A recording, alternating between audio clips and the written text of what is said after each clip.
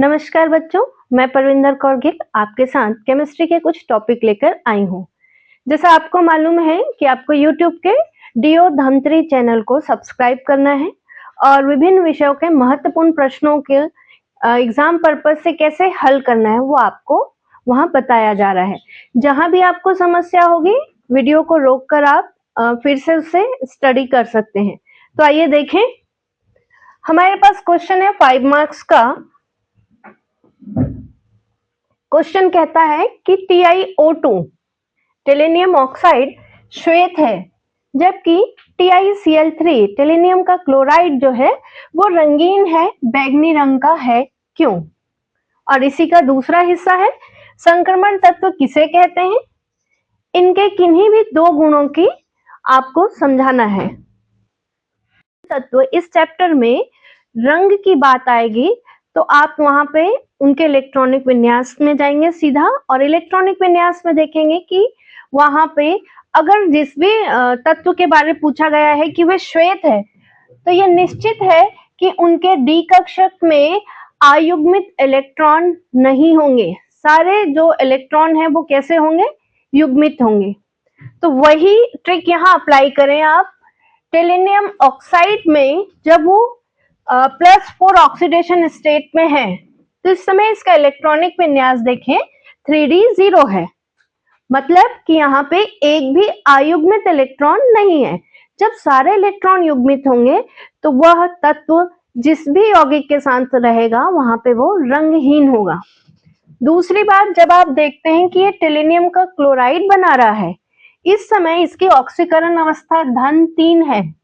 इस अवस्था में इनके डी कक्षक में एक इलेक्ट्रॉन है, जिसे आप इस प्रकार समझ सकते हैं। आपको मालूम है डी कक्षक 5 होते हैं, इसके 5 में से एक डी कक्षक में और केवल एक ही इलेक्ट्रॉन है।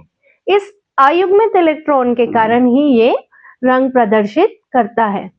तो आपका उत्तर बिल्कुल सिंपल होगा। ये ऐसा हो सकता है एग्जाम टाइम पे कि उदाहरण बदल दें, पर प्रश्न ऐसे ही होंगे, एक रंगीन होगा और दूसरा रंगहीन होगा। उदाहरण बदलने पर भी आप ध्यान रखेंगे कि युग्मित और अयुग्मित यही दो कारण होंगे जिनके आधार पर आप उत्तर दे सकते हैं। आपको इलेक्ट्रॉनिक विन्यास बस मालूम होना चाहिए और ये दो बातें, जिससे आप इस प्रश्न का आसानी से उत्तर दे सकते हैं।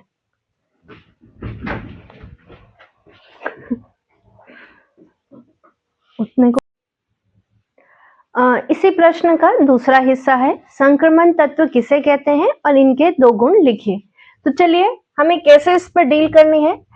तो पहले तो हमें यह समझना होगा कि संक्रमण तत्व क्या होते हैं। जैसे आपको मालूम है आवर्त सारणी को अगर हम देखें तो आवर्त सारणी में इस तरफ है आपका S ब्लॉक और यहाँ पे हो जाते हैं आपके P ब्लॉक तत्व। ये जो तत्व हैं जिन्हें हम D ब्लॉक के तत्व कहते हैं, यही आपके संक्रमण तत्व हैं। तो क्लियर होना चाहिए कि संक्रमण तत्व की जब भी बात कर रहे हैं हम D ब्लॉक की बात कर रहे हैं, और इनका इलेक्ट्रॉनिक विन्यास भी आप ध्यान रखेंगे कि इनमें जब भी आप इलेक्ट्रॉनिक विन्यास की बात करें तो डी कक्षक जो होते हैं वो हमेशा अपूर्ण होते हैं या आंशिक रूप से अपूर्ण होते हैं। तो देखें, वे तत्व जिनका परमाणु या साधारण आयन के इलेक्ट्रॉनिक विन्यास में भीतरी कक्षक क्यों कहा गया है? क्योंकि आप देखेंगे 3D और उसके बाद है 4s, दोनों यहाँ उपस्थित होते हैं।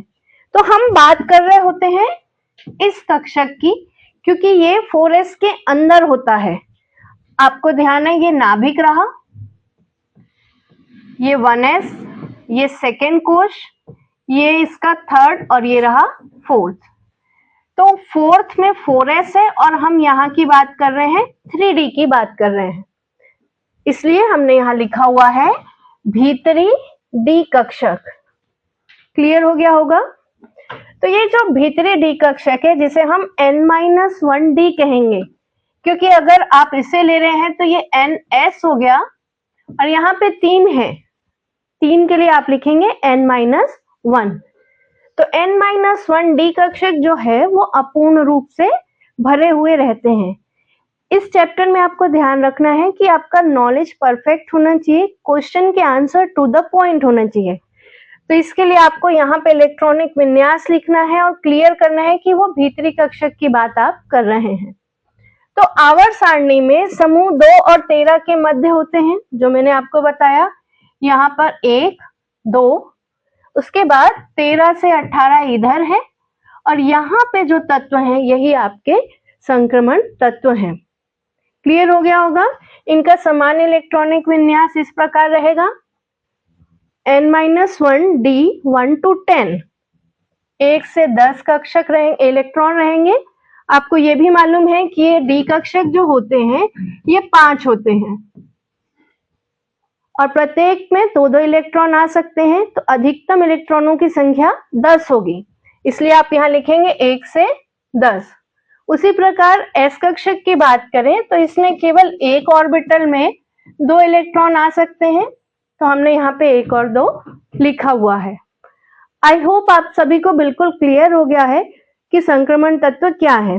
जरूरी नहीं कि यहाँ जो दिया है आप उतना ही लिखें, आप समझने के बाद अपने भाषा में भी इसका उत्तर लिख सकते हैं।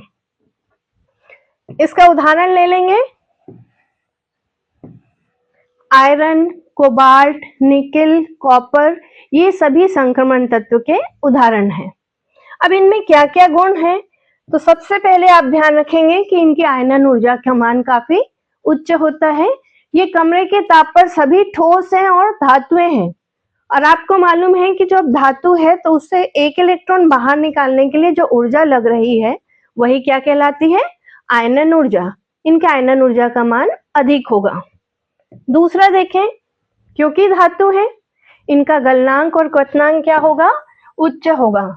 अगर आप इन बातों का ध्यान रखें कि आप धातु के बारे लिख रहे हैं तो कुछ सामान्य गुण जो धातु के हैं उनका भी वर्णन यहाँ हम कर सकते हैं। तीसरा है कि ये मिश्र धातु बनाती हैं।